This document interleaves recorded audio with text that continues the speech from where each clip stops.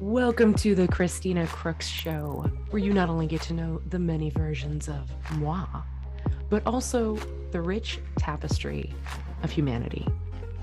I invite you to bring your full curiosity and listen as we journey through people's stories and expertise.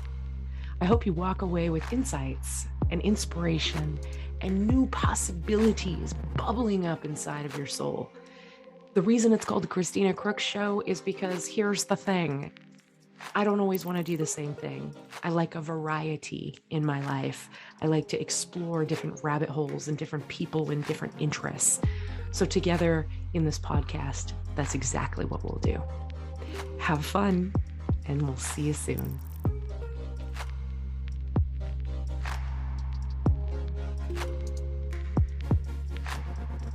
I am here today with Chris Shuttleworth. And I know Chris because we have been in a mastermind together for 4 years.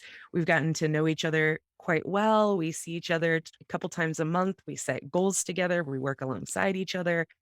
And this man has been on a mission to no longer be the world's best kept secret. So I was like, you have to be on the podcast, Chris. You have to. And all my guys, I'm the only woman in this mastermind. So I want all my guys to be on here.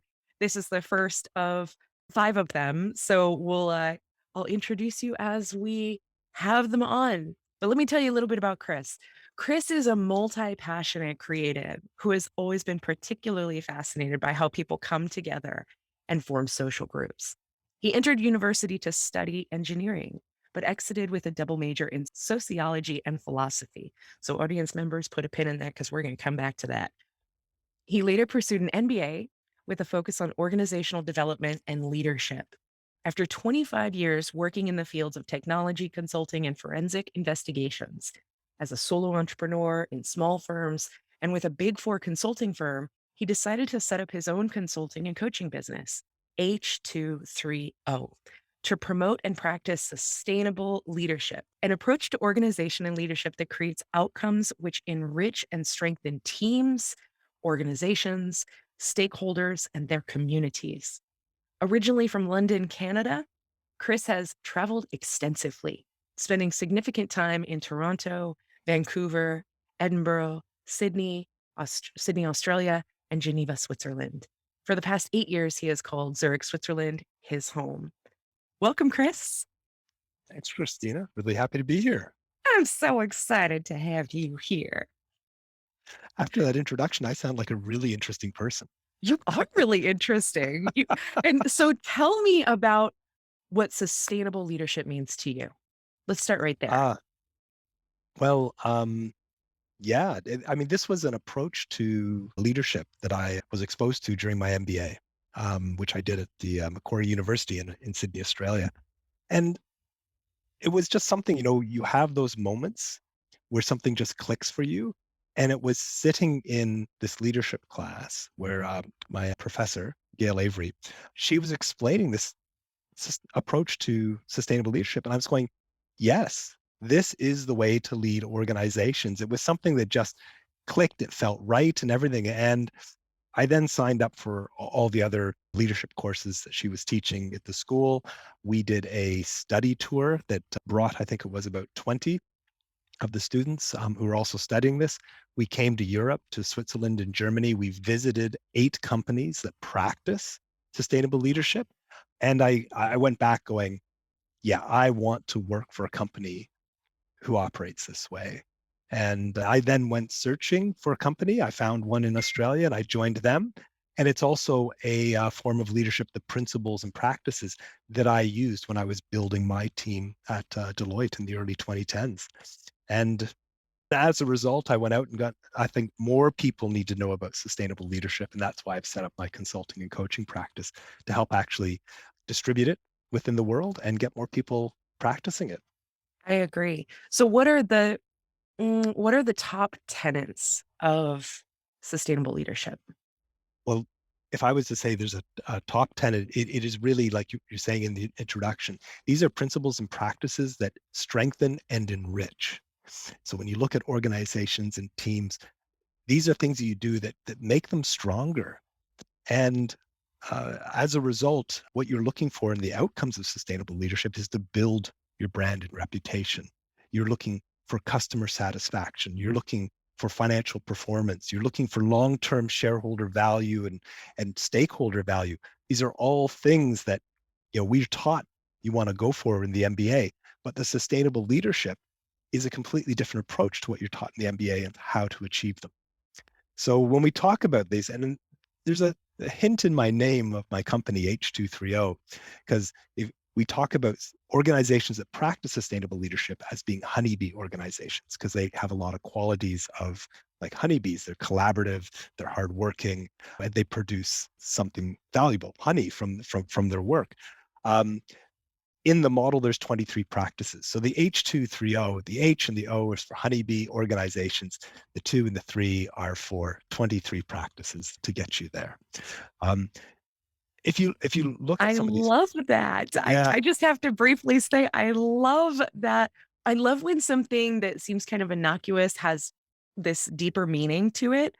And so the H is for honeybee and the O is for organization, yep, right? And the two and the three are for 23 practices yeah. that get you there. Yeah, because it sort of goes along with H2O, which is water, and like you put things together. You had Right. hydrogen and oxygen independently, but if you put them together, you get water. So you take the individual atoms, you put them together, you get water. And what can water do when these atoms come together? Well, it can achieve a lot of things, right? It can carve valleys, it can move mountains, and uh, 100%. yeah, yeah. So I use a lot of them in when I'm talking with people about my business and that. I use a lot of water metaphors. So it just goes along really well. So it all sort of came together. That was another day when things just sort of clicked when I came up with the name. I love it. Isn't that great when you're working with something, you're like, I've got all these pieces.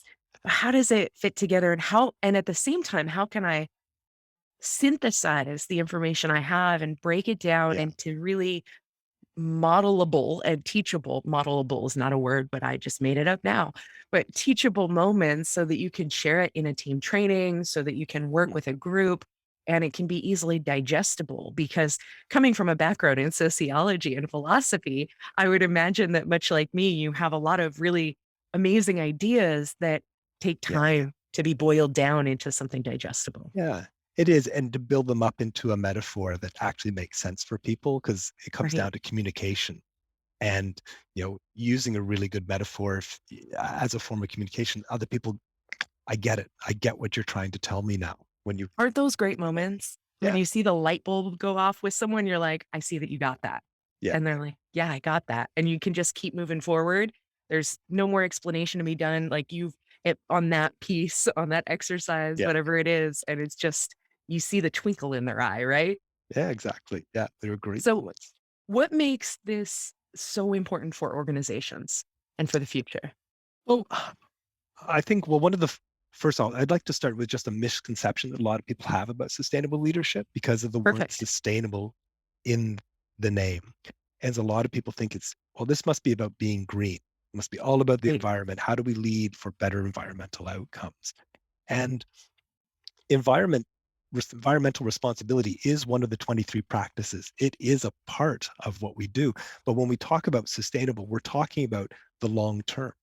How does something sustain itself, persist to be around? So some of the case study companies that we have, they have been around for decades or centuries. They've been really successful at delivering all these outcomes I mentioned before over a long period of time. They're great at renewal. They're great at adaptation. They weather really difficult business conditions well. And that's why I think this is so important for organizations and teams, because the world we're living in these days is so much more volatile. It's so much more uncertain. And yet we still have the ambitions to perform and achieve things. But we have to be conscious about the fact that things are moving really quickly.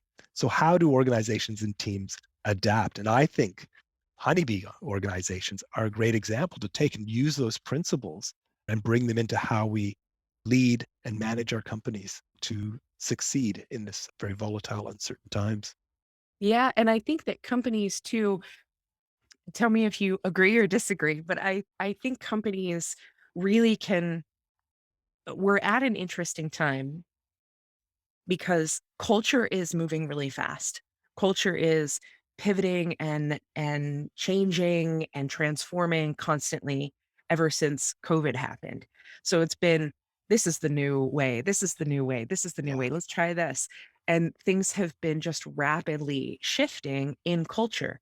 At the same time, large companies like Deloitte or Apple or Google, big companies that are working with millions and billions of dollars, some of them trillions of dollars, really can create culture because so many people work there that you have hundreds of thousands of people working for these really massive organizations and companies and maintaining a culture is really important for them. What ends up happening is these company cultures spread out into their families, into their communities, into their projects, into their daily life. And so there's this symbiotic relationship between organizations and culture. So, how do you see sustainable leadership impacting in that kind of co creative way? Oh, absolutely. It's core to sustainable leadership. And when we talk about it, we talk about it as being systemic. Sustainable leadership organizations, they think about the community. They have a really broad approach to their stakeholders. And so they think about the community and what's happening to their employees at work and what happens when they go home. What do they take when they go the work experience goes home with them? And therefore, how are they in the home with their families? What is it that the company is doing in terms of we go with environmental responsibility? What is it that we're doing in terms of to the environment, the communities that we live in, to impact that? Because our employees, again, go home to that environment.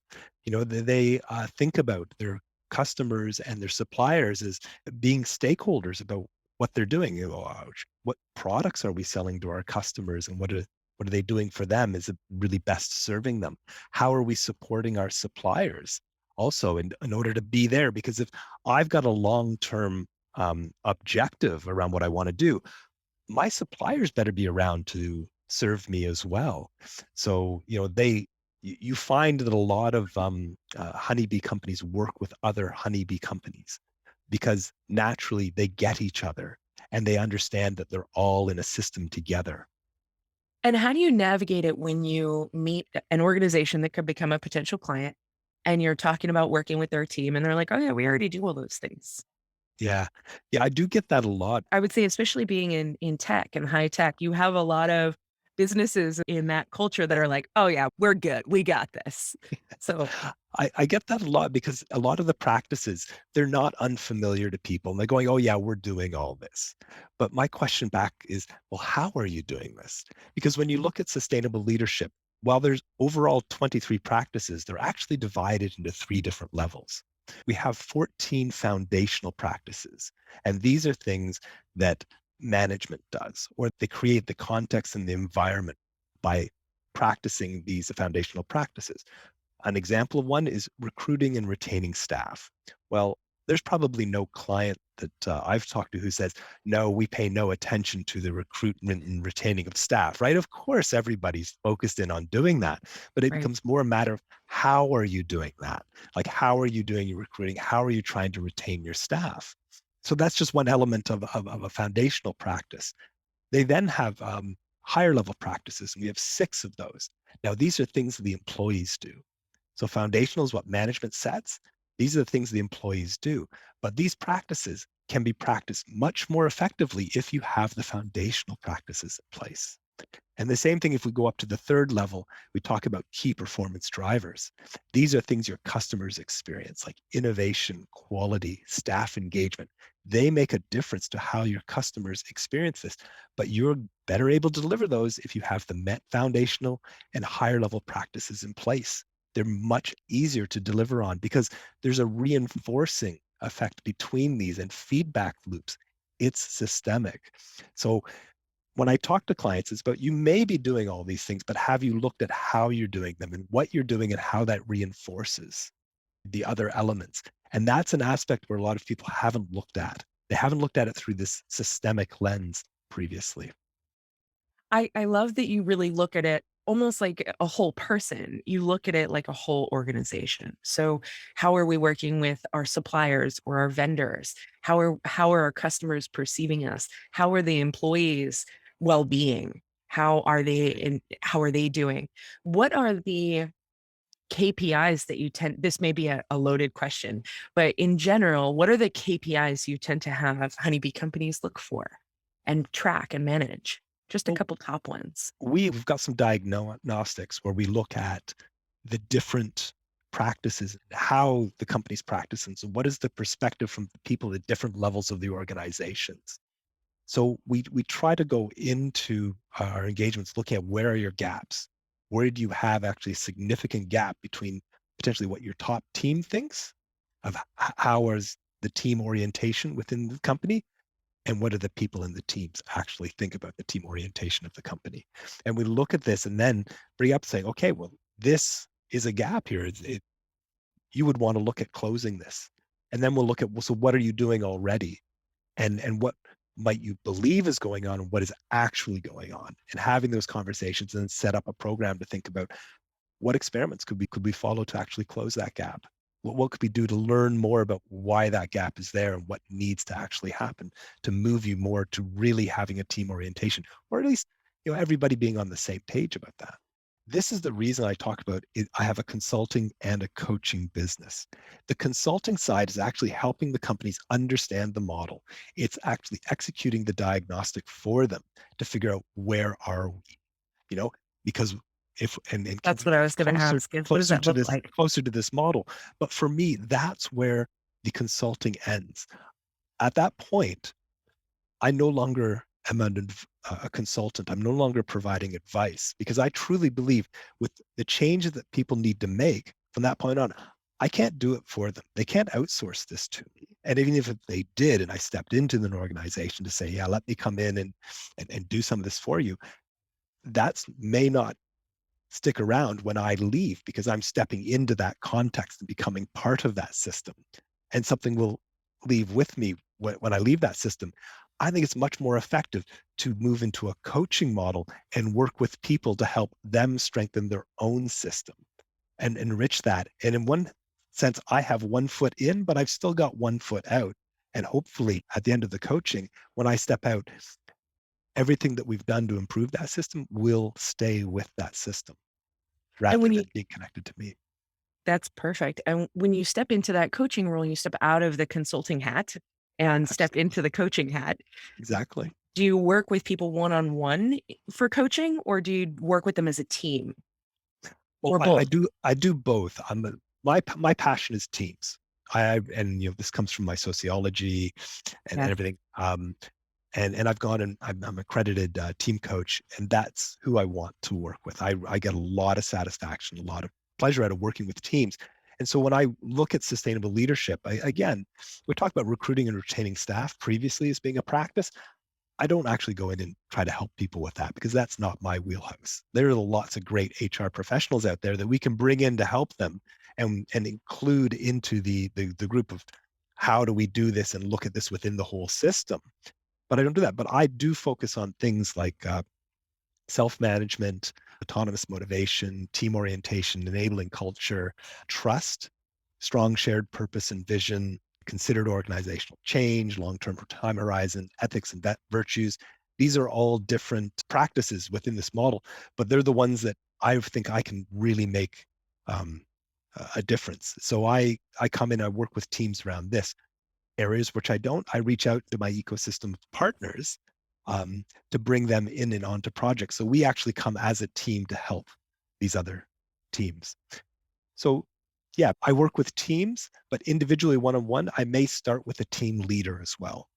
And that's a little bit more of a coaching from a raising self-awareness, like themselves and who are they as a leader and how does that fit into the sustainable leadership model and what would they then do, because ultimately I don't want to step in and become the team leader or take over their role or authority in the organization. They need me there. I want to be a partner with them, but we can start there with actually with them and how they connect with sustainable leadership before then going and engaging with their team about, okay, where do we need to go? And then how do we go there together? What has been your favorite experience thus far in having your own business and your own consulting and coaching firm and coaching teams? What has been one of your top favorite experiences? I think in terms of having my own business, it has been the self-awareness that has been arisen in me around this. I mean, when I was a partner at Deloitte, I thought, hey, I'm doing this job really well. I can go out and run my own business, no problem. And realizing how much it was a different context to step into and be a leader of my own business, that has been eye-opening and probably the best experience because it was a learning experience that I was never going to get while still in a really big consulting firm. Right. So, yeah, Yeah, stepping into entrepreneurship is, and pretty much everyone that's on this podcast is is an entrepreneur in some fashion. Most of them are creative entrepreneurs, and which you are. And but even when Gay Hendricks was on here, he's a creative entrepreneur, he's a writer, he's a psychologist. I think he still has his practice license. And it's a whole other kind of journey when you're an yeah, entrepreneur. There is so much responsibility that you need to take, that I need to take, that you need to yeah, take for how you manage your day, for how you manage your own wellness, for how you source clients, for how you market yourself, for going into goals like no longer being the world's best kept secret. We create these yeah, missions for ourselves when we own our own business because we there's no boss or company value system or organizations going, this is what you have to follow. And I find the the one of the most interesting things for me recently has been then working in environments where you do need to follow a certain order of business and you've gotten really used to being an entrepreneur and leading the show and rowing the boat, on your yeah. own. But then kind of stepping back into like, this is the way we do things can be a little challenging. Like, okay, but this is how I do things. Yeah, And it's a exactly. I want to do them a little differently. Right, and it's a balance, but as an entrepreneur, you get to pick who your clients are, and you get to align with the Yeah, ones that make the most sense. So I wanna shift gears a little bit and go further back yeah. into your education.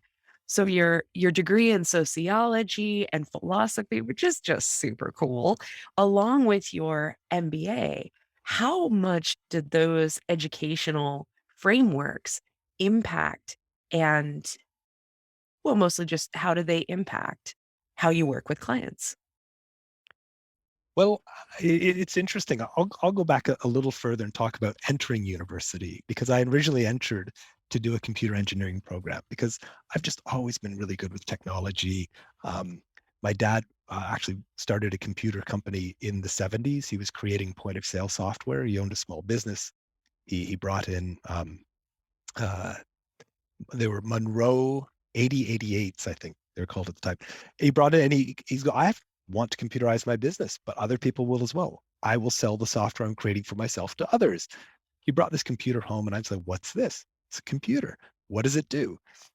My dad, didn't have a whole lot of time. He was a busy guy. He just handed me the manual. He goes, you read this and you will understand how what it does and how to make it do things. So I did and sat down and by the next morning I'd created my first program in GW Basic. And after that it was like, I really like computers. And everyone was like, oh, you got to go into computers, you got to go into engineering, it's the way of the future and everything. And so that's what I chose when I went into school. But I also found as much as I enjoy and I still do technology and all that, I didn't want to do that as a career. And I got through about 2.5 years of university before I said, I need to take a pause here and figure out what it is that I really want. What's something that is a passion for me that compels me to want to do this? Because I was really losing interest in university. And so I took some time off and came back and decided, actually, I think I want to study sociology because I've always had this interest around groups and social um, you know, interactions. Because, as a young boy, I was I was relating this story to someone last night. I one time at camp, I won the Can of Worms award. And they're like, from the outside, you're a can. Nothing's happening, right? But if we open it up, there's all this activity inside with these worms squirming around. And so for me, actually connecting into groups and all this was always something I was like, felt kind of awkward and stuff. And I thought, in a way, sociology and understanding it, maybe I could do that better. And I do think that that has helped. But I remember telling my father that I was going to change and pursue sociology. And he goes, "Oh, what sort of a job is that going to get you?" And my response was, "Dad, any job I want. It's going to teach me how to think. It's going to teach me how to speak and write and communicate with other people. And I can apply that anywhere I want to." So, I went into that. And then coming out of university with that degree, I'm like, oh, geez, Dad was right. What am I going to do with this? And I started like applying around for jobs. And ultimately, I found a role at a consulting firm that was focused on technology consulting. And they wanted me because I could speak to their technical staff. I could talk the bits and bytes of the programmers. And they couldn't pull the wool over my eyes and all that, but I could talk to them at their level. But I could then also turn around and talk to the clients and You could translate. translate it. I could Yeah. translate it for them of what's really going on in this gap. And so my history through professional services has been bridging that gap for most organizations, the roles that I've had. It's been building teams, bridging the gap, and doing that. And So that's that's perfect with engineering because engineers are notoriously known for not having the best people skills. And it's, they're behind a computer, they're building software, they're building code.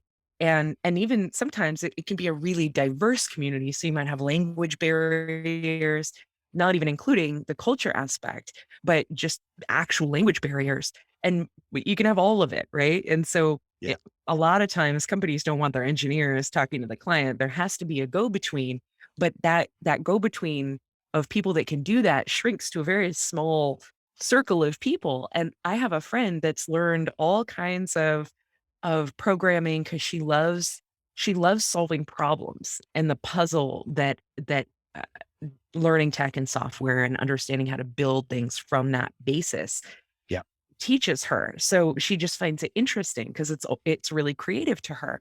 yeah, But this woman that I know is incredibly extroverted and one of my closest friends. And now she does a lot of that exact thing. She's the translator. So she knows what the engineers are talking about and she knows what the clients are looking for and she can translate that language in between so that yeah. the client gets what they want, but the engineers know what to do.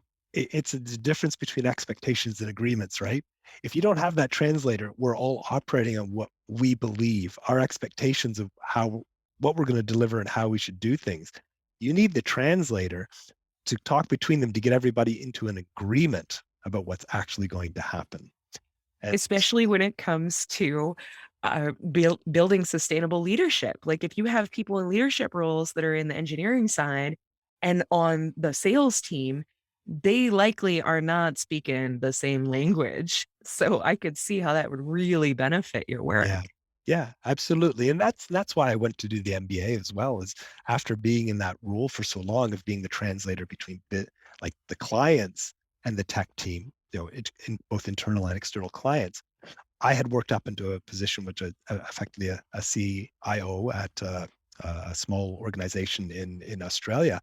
But I was sitting around the table with the CFO and the CEO going, why are my ideas not landing? Why what I'm saying it seems to be falling short? I can't get across. And I realized I don't have the language of business. That's what I need. And so I started out going to do my MBA to better communicate and translate for them, not translate what they were saying, but also put my ideas into a form that they could understand it so I could better sell and get the initiatives that I wanted across. It just happened that I fell into sustainable leadership along the way and just, whoa, whoa, hey, just a second, this is really interesting. And of course, Yeah. after the MBA, I went out, I identified Deloitte in Australia as actually being a HoneyBee company in 2008. And what the lead partner there was doing, Guillaume Zweigers, and how he turned the organization around from a real crisis back in 2003. I was like, you're practicing all of these practices that are really in line with this model. Like, yes, I want to come and work for you. So I went back into the technology consulting. I did that in our move to Switzerland as well, because I joined the forensic technology team here in Switzerland. That was really about 2 people at that time, and we built that up over 8 years. But it did come to a point where I'm like, um, you know, I'm really so connected into sustainable leadership and using these practices and everything. I should just go and just do this as my main pursuit. As much as I loved my work in forensic investigations and that, I was like, no, this is what really drives me. This is what I want to be doing. And I'd had a lot of success with this model in building my own team. It's what got me admitted to the partnership, the results that I was able to produce. The team that I had there, I talked to people who've been part of that team, and they'll go on about how great our team was at that time. These were results I wanted to help other people get. And hence it was like, you know what, I think I've come to my end of my road here at Deloitte. I could continue to be that forensic investigator and working with the technology and that, but no, I think I'm being called in this direction to help other people create the success. And now when people talk about what do I try to do? Develop people, grow the teams, and build their businesses. That's the outcomes that I want for people That's awesome. working with me. For our listeners, will you explain a little bit about what a forensic investigation is? Well, yeah, because most people think about NCIS or Right, CSI right. and the blood and guts. I actually worked in corporate forensics with accountants, and we did forensic accounting. So we're looking for the evidence of what's really happened when someone has misappropriated assets, taken money or goods from a business, or maybe acted inappropriately, especially in highly regulated businesses. We look at issues like bribery, fraud, um, then looking from economic sanctions, where people have breached sanctions and traded with countries that are on a sanctions list, like what we see with Russia now. If someone felt that a company had been doing some trading that is in violation of sanctions, they might call in our team to actually do the investigation and find out what has actually happened here. I would run the technology side of that, because so much of the information that organizations have these days are stored in electronic systems. They're in our ERP systems, they're in our email, they're now more and more over social uh, media applications like WhatsApp. Like, how much business actually happens over WhatsApp messages. Like, going and finding these and collecting them to be able then sort them out, figure them out, and then pass them over to usually a legal team that would then look at, well, what can we do with these facts? You're reporting to a regulator, maybe you're reporting to a court, maybe you're reporting to an insurer because the client wants to make a claim against their insurance and they need to know what's actually happened and value the loss. So I helped get all the core information back in a manner that could stand up to the scrutiny of the courts, because they're always trying to find out where the holes in what Right. you've done, right? So there was a lot about how we did things to prove that this data hasn't been changed since we got control of this laptop. You know, all of this data is truly the data was on there. We haven't planted anything, we haven't altered anything, which is the first thing a defendant always does in court. Oh, that wasn't on my laptop when I passed it over. But we have techniques that can prove that when what we've been doing, nothing's been changed and can be handed to another third party, another expert, to repeat the steps to get the same result. And that Well, really helps prove that what you're putting forward to the court is and accurate, can be trusted. I can really see how that having had that experience as a forensic investigator, a financial forensic investigator at an organization that you may have to present things to a court and go through court proceedings and all of those things and be in the legal system, understanding money and finances and all those numbers and all that data at that meticulous level where you really have to cross your T's and dot your I's is that detail orientation is going to be huge for going into organizations for building sustainable leadership, because you also have to know how people are emotionally, spiritually, financially, physically, mentally, like knowing that wholeness of the organization in all the layers But that piece there, I could see how that would be really significant in your coaching and your Yeah, consulting. I think what I pull out of my previous work that really helps me in the coaching is the ability to be skeptical and not always believe what someone's telling you. Because when you're doing a forensic investigation, someone's going to tell you something, and sometimes you're talking directly to the person who's responsible for taking the money or taking the asset or behaving inappropriately. And they're giving you a story. And you've got to listen very critically and be skeptical about what they're saying, and then look at all the other evidence you have. And does this all fit together? Does this actually make sense? I bring that into the coaching because when people talk to you about things, and again, talk about sustainable leadership and in some of the practices, and someone's like, well, I do that. And I'm like, okay, great. You do. How do you do that? What exactly are you doing? And then even Right. like, okay, this is what you're doing. So what are the outcomes that you're getting? And it's interesting to then start to hear what they're saying, and just follow those threads and keeping pulling on them till you get to what's actually going on here. Because until you can get down to what's actually going on, you can't actually start coaching them because you've relied Yes. too much on just the narrative that they're giving you. So Yes. And I find that my forensics background really helps with, I don't drop threads easily. I sort of pull on them. I might put them to the side and come back later, but or talking about things from different directions to find out what's actually going on. and I want to drill into this as a little bit of a rabbit hole for a moment into healthy skepticism, Mm, because I think with in knowing you, you're not a fear-based person, you're not a scarcity-based person, you're not a paranoid person. And for the listeners, I'm telling you that he's not. I've experienced this man for several years now, and that's not who Chris Shuttleworth is. And then comes in this skepticism that we're talking about. And to me, skepticism is kind of synonymous with discernment and critical thinking and being willing to accept that the story people initially present you with is almost never the whole story. exactly. And there's always more. People want to lead, especially in companies and C-level executives, they want to lead with their best foot forward. So they're not going to tell you the dirty laundry in the background, or they're not going to show you the picture of the dumpster in the back. They're going to show you the nice marketing material up front. And as coaches, it's our job to pull out what's really going on. It's rarely the thing they initially come to you with, and usually there's an underlying thing that has fed into the problem they're coming to you with or the challenge. Or maybe they're doing great and you're like, why are if you're doing that great, why are we even talking? So you're here for a reason. Let's Yeah. find what that reason is. So with skepticism, there's a friend of mine named Glenn that says a problem can usually be boiled down to one of two things: a lack of knowledge or a lack of discipline.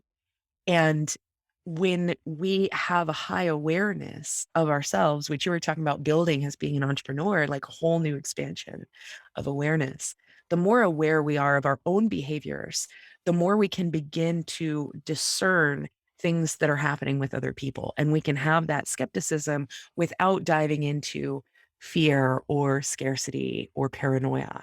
We can still trust that things will go in a positive direction while still picking out and teasing out what's really going on. And I love the visual you say of pulling on this thread. You just keep pulling threads until you get to the end of that ball of yarn, Yeah.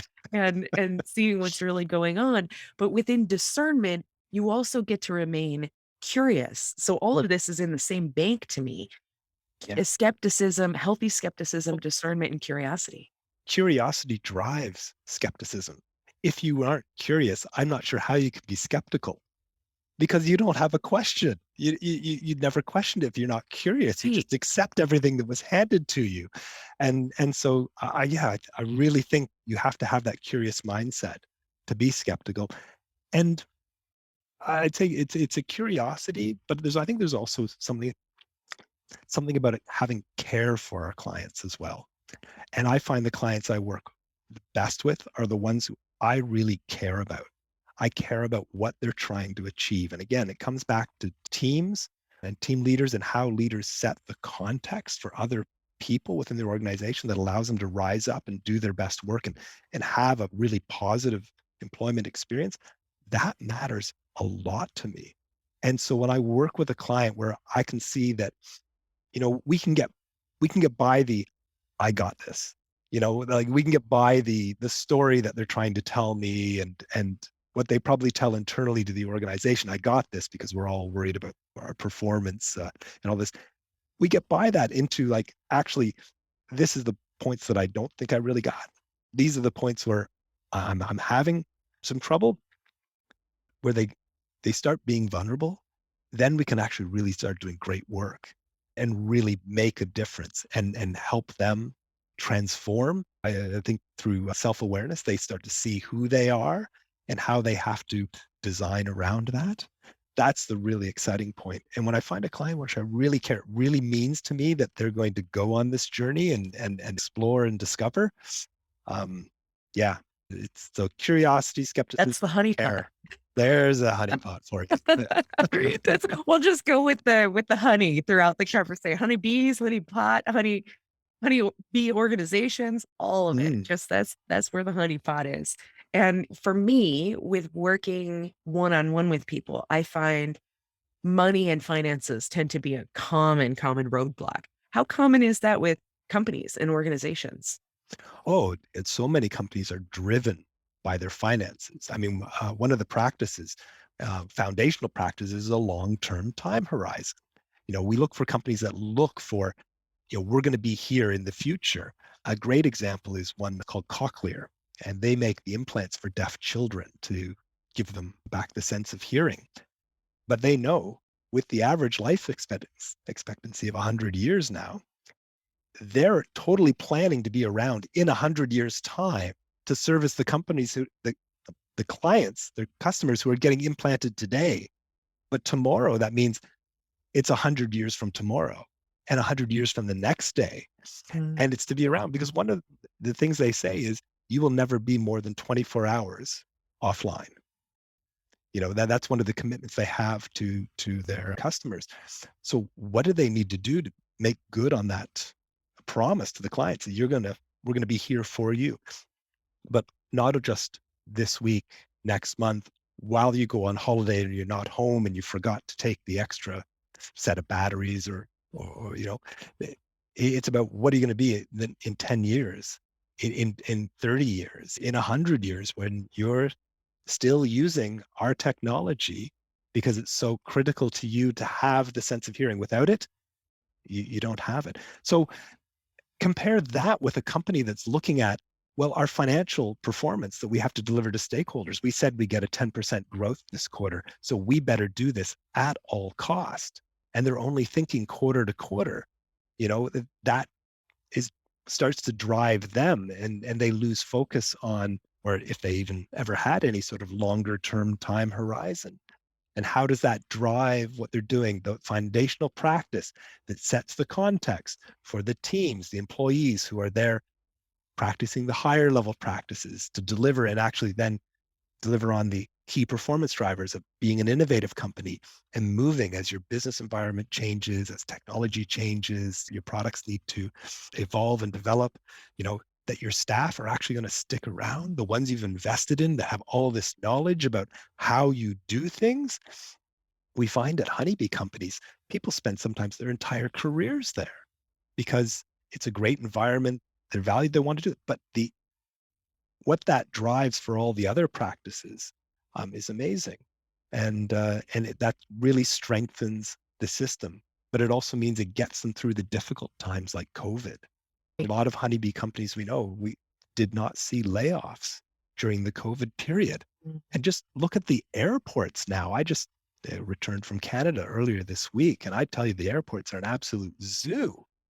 But they laid off all their staff, and now they're struggling when people want to go traveling again to ramp up to deliver that level of service. Well, honeybee companies actually exit out of challenging business environments like COVID ahead of the pack because they still have their staff there who knows what they need to be doing. They've probably been working on skilling up and innovating during the downtime to catch the wave on the upturn when the economy comes back. Well, everybody else is scrambling. How do we hire staff back again? And then how do Right. we train them up again? Now, how do we get them working well and effectively together again? There's a ton of lead time to Right. getting that all in place. And that's a really good point because that can happen one-on-one with people, and it can happen in teams and organizations where it's a different mindset if you're just trying to meet the short-term goals and you're just only in that kind of rat race versus looking at the long term. And I don't mean long term 5 years, I mean long term what you're talking about, 30 years plus, Yeah, 100 years. Like that's a huge game plan. And the decisions that you make when you're looking at that macro view are going to be very different than if you're just looking about what do we need to do this week. exactly. But in It's owning a different set of drivers. Right, and in owning a company, as you've probably recognized, it's a balance though too when you're an entrepreneur. You're managing your day-to-day stuff because someone's gotta get it done. You can't just delegate those when you're your own business. That's And right. at the same time, you've got these long-term, like, missions, right? These long-term goals and these things that you're trying to create out of nothing. So it's this constant ebb and flow of like, okay, what are the for me, it's what are the top 3 to 6 things I need to get done today? And how does that relate to these larger goals I have, which tend to be quarterly or yearly. I haven't made it to that 100-year mark, but I've made quarterly and yearly. That's as far in the future as I can look right now. And, but I'm thinking about it for my own business, Empowered Yeah, Human, like what would a 30-year game plan look like compared to a 1-year game plan? And I can already feel, oh, that's a shift. Because now you're talking about what are my commitments? What are my deepest commitments? Because it's not the same as like we've talked before in our mastermind about outcome goals versus outputs. yeah, versus outputs. Yeah, if you're doing all the right inputs, you'll get the right outcomes.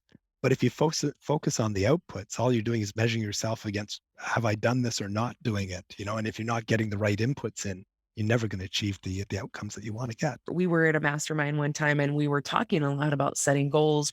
As a group, we were setting our quarterly goals. And one of the things you said was uh, outputs versus outcomes for setting Yeah, the goal. And I have noticed one of my goals in 2022 was to get better at setting goals. And I told the group this, and that piece has really affected how I set goals. So I'm not setting them as much as outcome based. I mean, that piece is there, but I'm not writing that part down. I'm not focusing on that part. I'm focusing on, okay, yeah, that is an outcome I'd like to have, but what's the output I can do? What's the environment I can create? What is the self-care I need? And what are the steps I can take, the inspired action I can take that will likely lead to that? And what it's become is the question I ask now is what is the recipe to make this life meal that I want? What is the recipe? And finding out what those pieces are so that I can teach it to other people because I'm always my first student.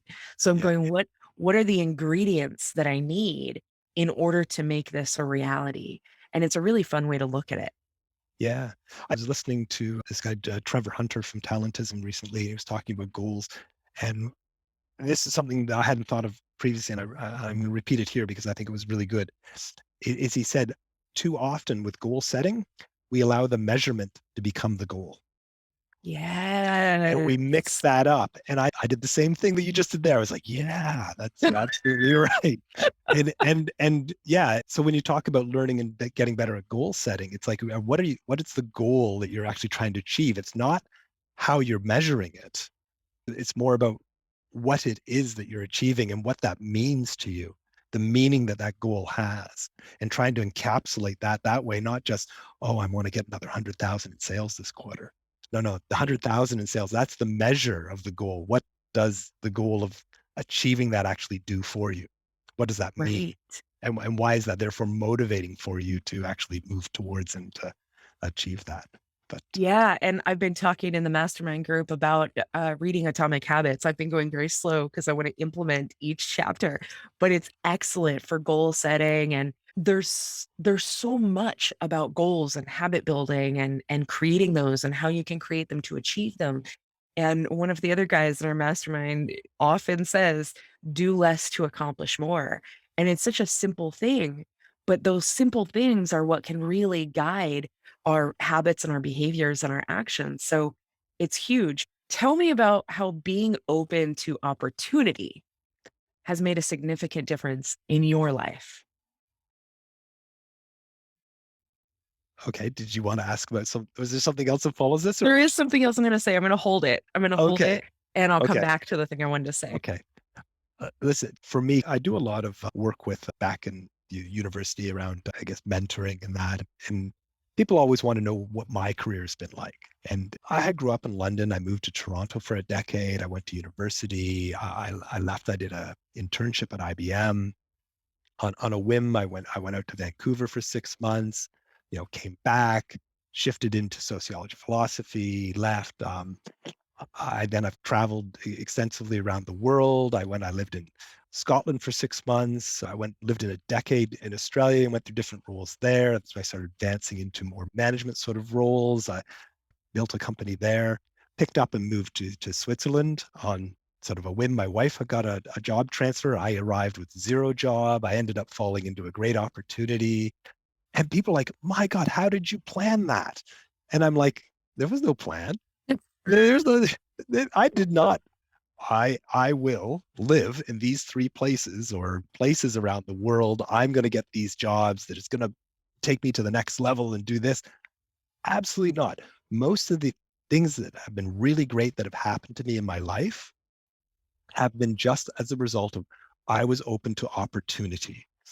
And I remember this, it's sort of the opposite of what I'm saying here, but I remember hearing this line before when someone says, "Oh, I love opportunity. I like to wave on it. I wave at it as it, you know, sails on by." And it's interesting because I think after I heard that, I was like, yeah, why would you wave at opportunity as it's going by? Why wouldn't you be open to it and accepting it? So the great things that have happened in my career, in my life, and all the things that I've done have been because I've been open to opportunity when it comes by. I'm always open to what might actually happen. And I talk to people as well. And they say, "So how do you approach job interviews?" And I said, "Oh, geez, I've only really had one or two in my life." And they're going, how did you get all these jobs and everything? I said, well, I actually was talking with people, connections, networking, being referred in, right time, right place. I mean, my role in Geneva came from a partner at Deloitte who'd moved from Australia to Switzerland that I knew, but was based in Zurich. And I was in Geneva. Here I am, 3 days in, no job, thinking, what am I going to do? I'll jump on the train and go down to Zurich and have lunch with him. And so I go down, we have lunch. It's a great lunch. And at the end, he goes, "So you're probably looking for a job." And I said, "Yeah, I sort of need to get around to that. You say I'm in the market." He goes, "Yeah, well, I don't have anything I can give to you. You're a senior hire, and everything. I'm still, working on building the business." And I said, "That's fine. And I totally understand because your entire team is in Zurich and I'm in Geneva." He's like, "What are you doing here?"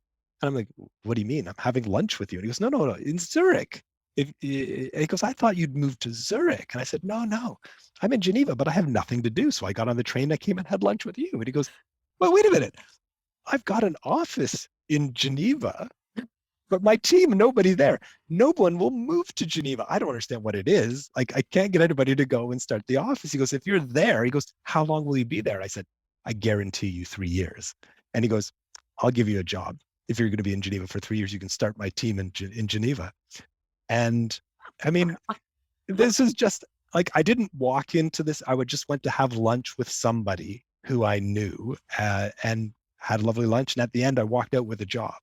Oh, that's an amazing story, Chris, because what Yeah. I see under in the petri dish of that, if we look under the microscope, I see curiosity, just wanting to have lunch with someone, see what happens, being willing, the Yeah. willingness, the open to opportunity piece.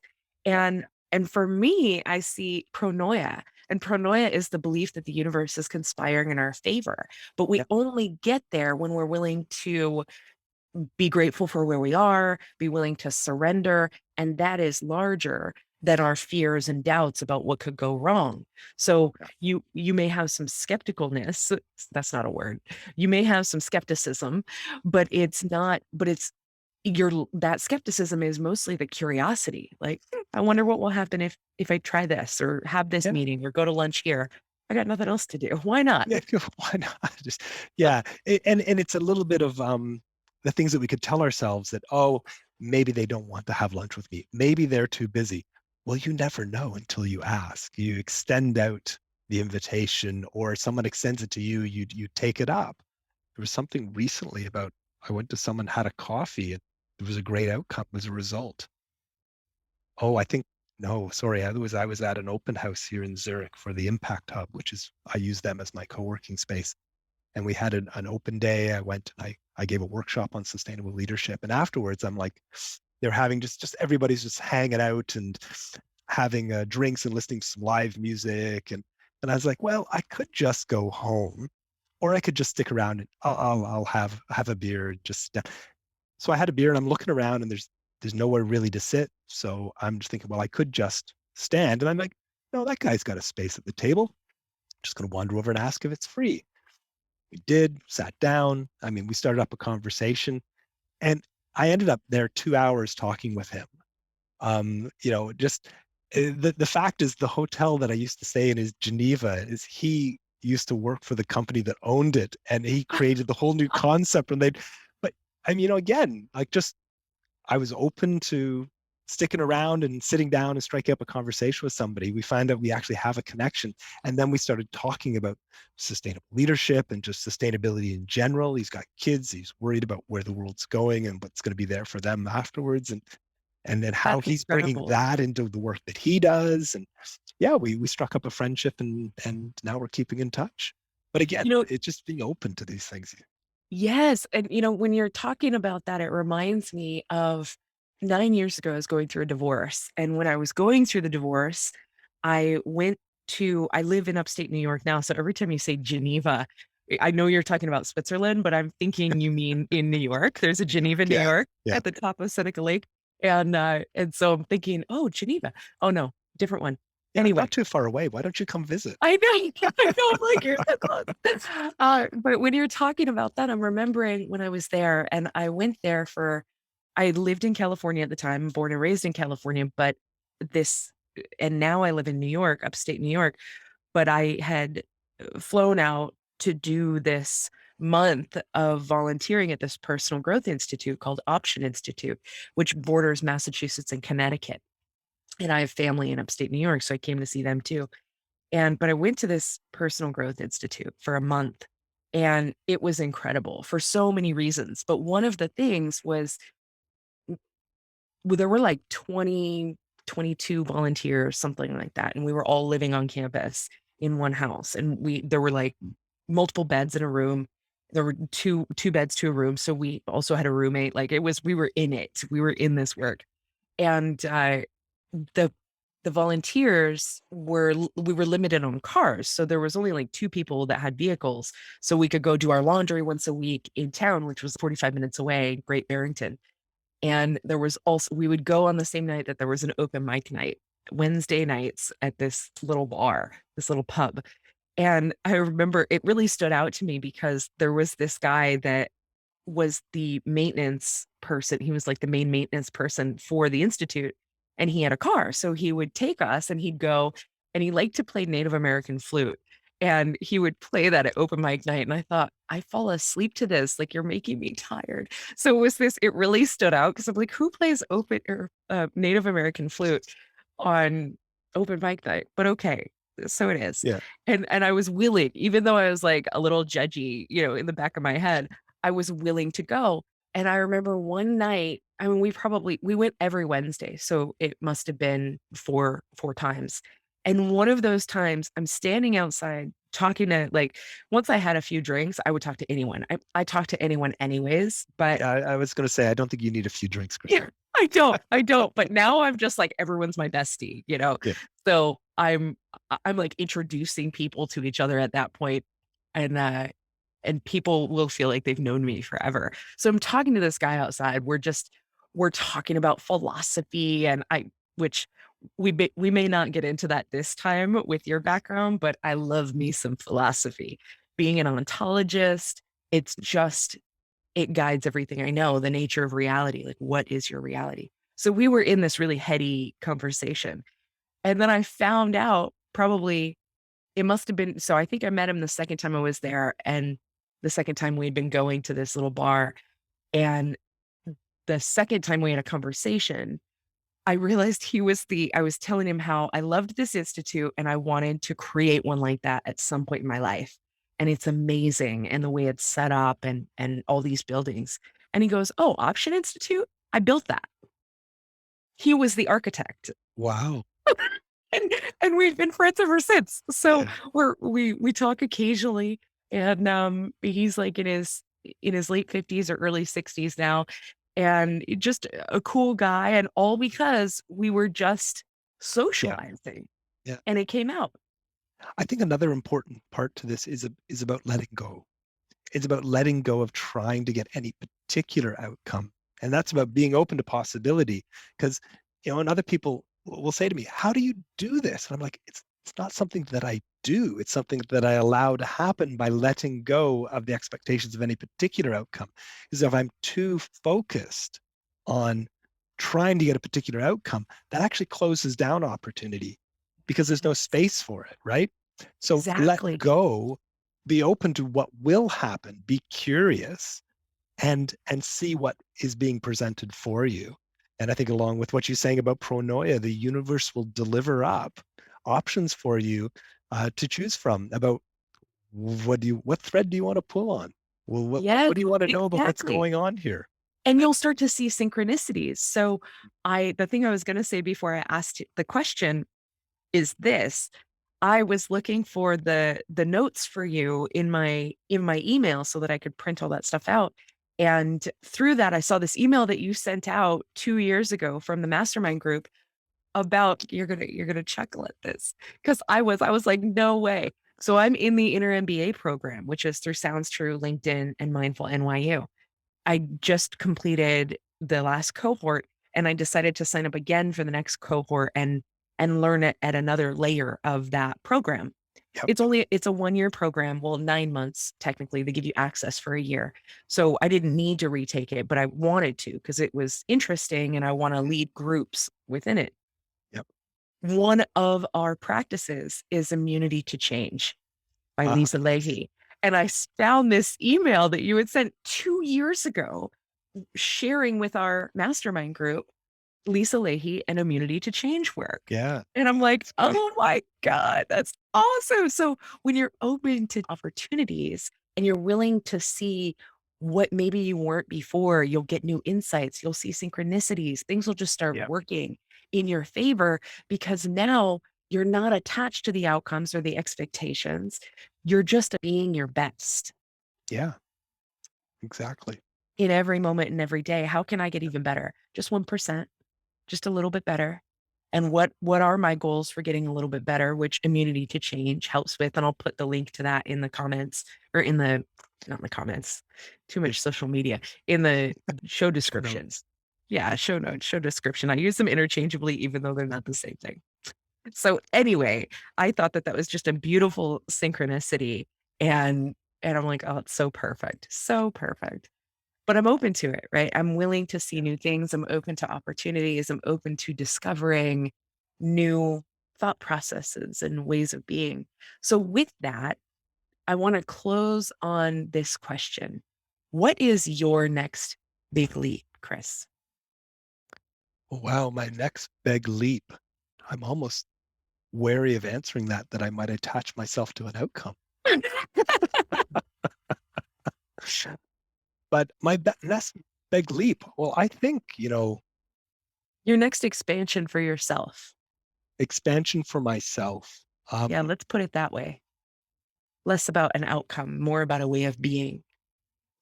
Well, yeah, what way of being and exploring. I guess, we've been in Switzerland now for 12 years, and naturally we're starting to look at, you know, where are we going from here? So, I mean, my next big leap, or I would even just say exploration, is my wife and I is just looking at, well, what are we doing here in Switzerland, and how much longer, and what do we get from this, and where would we go next, and for what reason, and what are we doing? So, in a way, exploring that conversation and having that to heighten an awareness to be open and seeing opportunity that's coming through, Yeah. and because I think, you know, 12 years here, we're just like, no, no, this is just what we're doing. We're just here in Zurich.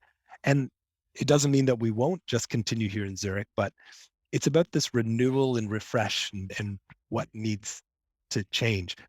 And if I may just take a bit more time to link this in, because it comes to a YouTube video I was watching yesterday. It caught my eye. It was saying, will our modern skyscrapers like last like the pyramids, right? Because you think the pyramids are an ancient form of skyscraper, a very tall building. They've been around for 4,500 years. The buildings we're building now, the skyscrapers, like how long will they last? And so this show was talking through about how architects they do plan the life of the buildings and going, but there is all this renewal and refresh that goes on with tall buildings. You can replace the steel beams, you can renovate them and do all these things. The building stays, but it needs to be renewed. It needs to be refreshed. And thinking of that, I started making the connection to teams and sustainable leadership. And it's about, yeah, things don't stay the same. They move. And I was even talking with a client earlier today, and we got on, she had this epiphany. And it's like, yeah, the whole environment's changed. My team can't stay the same. Like, can't do the things they were doing previously and expect to be successful. We've got to change. Otherwise, our competitors are going to outcompete us. We've got to change and move with them. So this whole idea of refresh and renewal, I think for me, it's really looking in from a personal point of view. Where am I? What refresh or renewal do I need that either keeps me going where I am or takes me on the next big adventure? Oh, I love that. So that is your next big expansion, your next big leap is refresh and renew. Yeah, refresh and renew. Yeah. Awesome. And if any of our listeners are at an organization or running an organization and you're looking to become a honeybee organization, reach out to Chris. All his socials and his contact info will be in the show notes. So I really hope that you take some time to get to know him, meet him, see what he's all about. Chris is really approachable and easy to talk to. And I actually do have one last question, even though we're finishing that. I tend to do this. There's usually like three last questions. One more thing. One more thing. One more. Did you come up with HoneyBee Organization, or is that something you took from somewhere else? No, that comes from the Institute for Sustainable Leadership, which is co-founded by Gail Avery and Harry Bergsteiner. They are professors of management. They've been studying honeybee organizations for the last 2 decades at least. They came up with the model because of what they were seeing. And they're like, how do we capture this? How do we show the difference between this organization that's being very, very successful and in getting through these difficult business conditions so much better than this other organization? What's the difference here? And so being professors, a great academic question, they researched it and they came up with this model and rigorously tested it, built diagnostic tools. And so, yeah, I'm part of the Institute. I'm doing their advanced practitioner course at the moment. And I license their models and try to help companies improve, be more successful, build greater teams, and just be better. That's awesome. Chris, do you have any final thoughts or final advice that you'd like to give to our listeners from our conversation today? Just be open to opportunity and where this conversation, what it might spark in you and what opportunities come up or ideas or inspirations that it might generate. Follow them. Who knows where they'll lead. I love that. Thank you for being here, Chris. Thanks for Big, having me. big, big love. And I will see you soon, my friend. Okay. Thanks, Kristina. I hope you've enjoyed this episode of the Kristina Crooks Show. If you'd like to learn more about our guest, you can explore the show notes, and there should be information about them in there. If you'd like to reach out to me personally, you can go to my website, KristinaCrooks.com, and learn about different offerings we currently have, or set up a call with me personally. I hope that you take away some insights and some new inspirations, some new zest for life. And I hope, above all, you have a really great day.